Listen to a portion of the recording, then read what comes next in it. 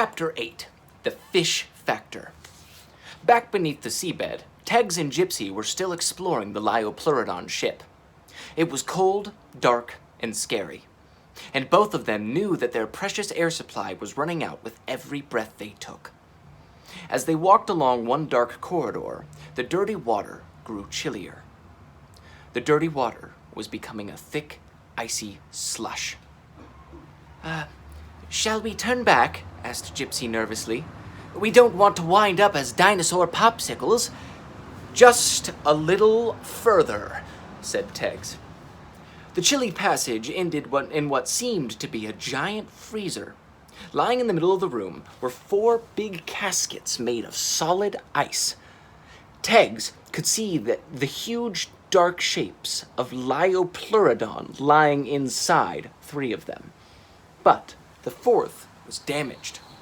Part of the ceiling had collapsed on top of it, and the casket had cracked right open. This must be Mira's crew, Gypsy gasped. Are they dead? Just sleeping, I think, Tegs said. A deep, frozen sleep to keep them fresh while they wait to be rescued. But Mira's woken up ahead of time. Gypsy pointed to some blue scraps in the water beside the broken casket. Well, what are they? Bits of Mira's uniform, I think. Well, there's writing on them. Tegs took a closer look.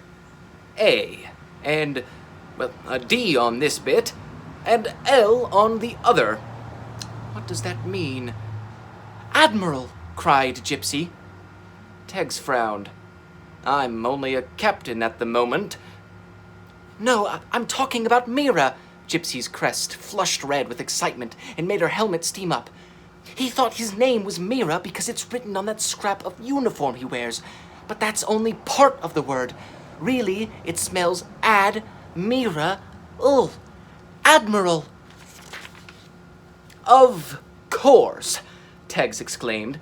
Then this really is his ship. But the ceiling fell in on his head before he could get out into the deep freeze. That must be how he lost his memory. Poor Mira, Gypsy sighed. He must have slipped out into the sea in a daze and forgotten how to get back. Yes, and something else may have slipped out with him, said Tegs quietly. Let's keep looking. I wonder how much longer our air will last, said Gypsy. We can't have that much left by now. I know, said Tegs, but we mustn't give up. An Astrosaur fights on till the last breath. He paused. Sorry, well, that wasn't a very clever thing to say, was it? They left the chilly chamber and took a side tunnel. Soon they came to another room. It was marked Larder, Do Not Disturb. A huge aquarium stretched along one wall for hundreds of meters. Nothing moved in the eerie, dark water. This must be where their food lived, said Gypsy. Tegs was puzzled. Strange to have an aquarium in a ship that's already full of water. I suppose the fish would swim all over the ship otherwise, trying to escape being eaten, Gypsy guessed. Then she noticed a big hole in the back of the tank. Captain, the fish did escape. Look, they must have swum away into the sea. Good for them, Tegs smiled. I'm glad they got out. A thought struck him. And if they did, well, maybe we can too. If we could find our way back out to the seabed, a search party might spot us. Brilliant, cried Gypsy. All we have to do is break the glass. He struck the side of the tank with his tail. The glass glowed a brilliant blue, and a crack appeared in its center. Suddenly, an alarm went off at ear-splitting volume. Steel bars slammed down to block the doorway. They were trapped inside the larder. What did I do? Cried Tegs. The siren stopped as a helpful computer voice chimed in from a speaker in the ceiling. You tried to open the fish tank without a password. You are an intruder and a fish stealer. Tegs stared up at the speaker. What would I do with fish? I'm a vegetarian. A likely story, snarled the computer. The siren switched on again, only this time it was even louder. But there aren't even any fish in the tank, yelled Teggs. Oh, yes there are, said Gypsy. A few deep blue fish swam inside through the big hole. They came up to the front of the tank as if to see what was happening. A few others came to join them. Then more. Then more. Soon there were hundreds of fish staring at Gypsy through the glass. They didn't seem very happy. Turn that siren off, yelled Teggs.